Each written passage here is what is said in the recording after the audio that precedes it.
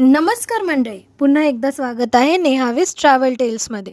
विजय विठ्ठल मंदिराचा अप्रतिम वैभव पाहून आम्ही आमच्या खोल्यांकडे परतलो आणि दुसऱ्या दिवशीच्या साहसासाठी तयारी केली. दुसऱ्या दिवशी सकाळी आम्ही सर्वप्रथम बडा गणपती मंदिराला भेट दिली. त्यानंतर जवळच्या डोंगरावरून सूर्योदय पाहायला गेलो. त्या क्षणी आकाशात पसरलेले रंग, डोंगरावर असलेले 3 शिवलिंग आणि जवळ छोटंसं पाण्याचं कुंड, हे सगळं दृश्य अविस्मरणीय होतं. त्यानंतर आम्ही पाहिला नंदीची विशाल मूर्ती, जी विरूपाक्ष मंदिरापासून थोड्याच अंतरावर आहे.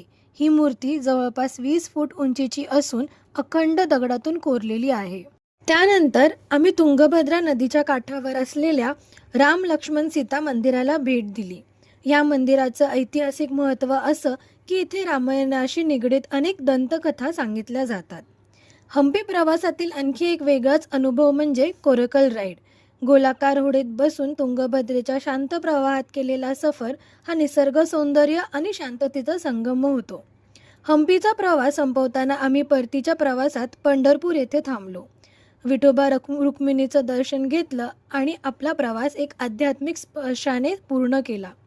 हंपीतील मंदिरे, भव्य शिल्प, तुंगभद्रेचं पवित्र आणि शेवटी पंढरपूरचं दर्शन, या प्रवासाने आम्हाला इतिहास, संस्कृती, श्रद्धा आणि सौंदर्याचा अद्भुत संगम अनुभवायला दिला.